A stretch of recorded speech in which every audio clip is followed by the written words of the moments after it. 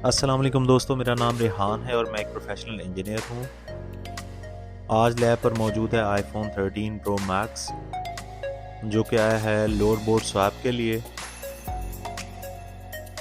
तो आज मैं आपको डिटेल के साथ बताऊंगा कि कंप्लीट लोअर बोर्ड स्वैप हम किस तरह से करते हैं। यहाँ पर मैं एक चीज़ क्लियर करता जाऊँ कि फ़ोन जो है वो पहले से किसी ने ट्राई किया हुआ है और इसका जो बेस बैंड है यानी सिम का सर्किट जो है वो वर्क नहीं कर रहा। तो फ़ोन वैसे भी नॉन पीटी है, तो कस्टमर की रिक्वायरमेंट थी कि फ़ोन का जो है वो वाईफाई जो है वो वर्किंग कंडीशन में होना चाहिए। तो लोअर बोर्ड डैमेज था जिसकी वजह से मुझे ये स्वैप करना पड़ रहा है।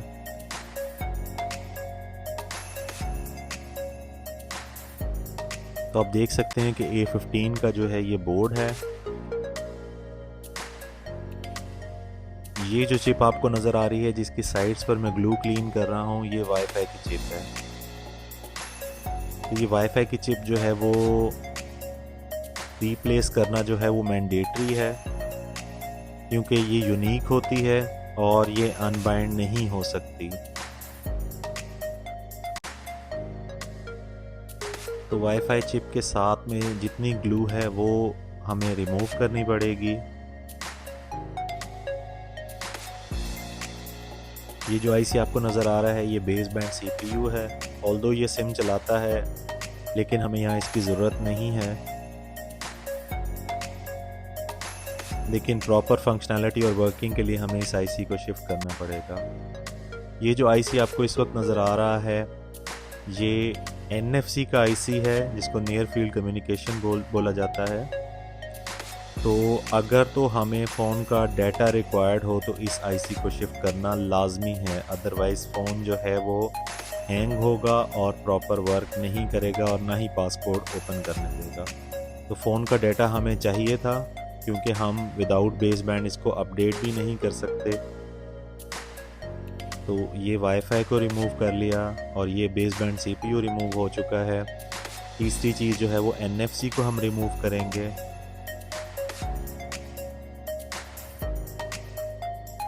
तो आप देख सकते हैं ये 3 आईसी मौजूद हैं, जबकि चौथा आईसी बहुत छोटा होता है, उसको बेस बैंड EEPROM बोला जाता है। उसको हम उतार इसलिए नहीं सकते क्योंकि वो बहुत ही छोटा होता है, या तो वो गुम हो सकता है या फिर वो जो है वो ब्रेक हो जाता है। ये बेस बैंड CPU है, इसकी हम प्रॉपर क्लीनिंग कर लेंगे। उसके बाद वाईफाई आईसी है, इसकी भी हम प्रॉपर से क्लीनिंग कर लेंगे।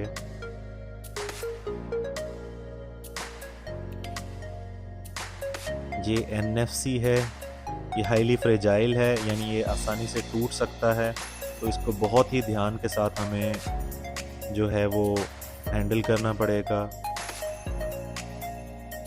क्योंकि अगर ये मिसप्लेस हो गया या टूट गया तो इसकी वजह से जो है वो डाटा जो है वो रिटेन नहीं रहेगा मोबाइल का।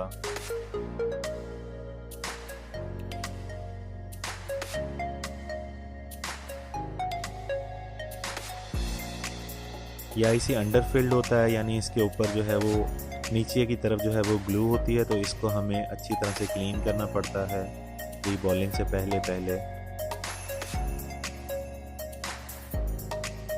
तो अब हम बारी बारी सारे आईसीज़ को जो है वो रीबॉल करेंगे। पहले ये NFC का आईसी हम रीबॉल करेंगे।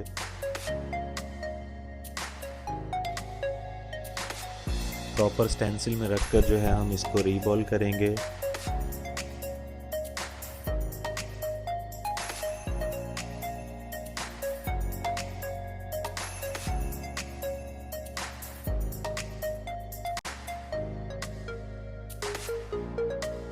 इसके बाद जो है हम वाईफाई आईसी को जो है वो रीबॉल करेंगे। 183 डिग्री सेंटीग्रेड का जो है पेस को हम यूज़ कर रहे हैं, जो कि नॉर्मल हर आईसी की रीबॉलिंग के लिए यूज़ होता है। ये बेस बैंड CPU है।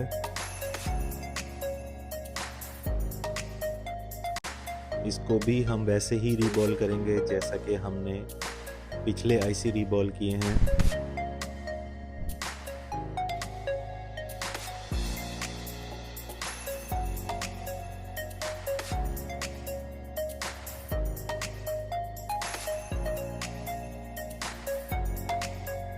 तो यहाँ पर ये आईसी जो है वो सही से रीबॉल नहीं हुआ, तो हम इसे क्लीन करके जो है वो दोबारा से रीबॉल करेंगे, क्योंकि इसकी कुछ बॉल्स जो हैं वो अपनी जगह पर नहीं बैठी थी और कुछ बॉल्स बड़ी और छोटी थी।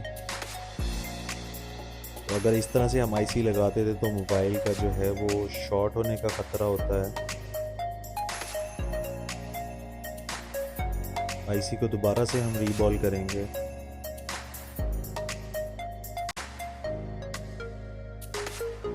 यहाँ पर आप देख सकते हैं कि इस वक्त जो है वो आईसी परफेक्टली रीबॉल हुआ है।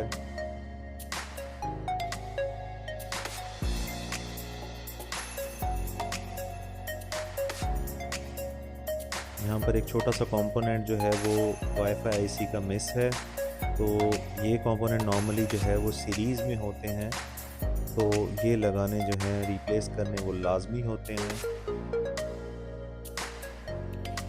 तो आप देख सकते हैं कि ये कंपोनेंट जो है वो मैं दूसरे बोर्ड से रिप्लेस कर रहा हूँ यहाँ पर।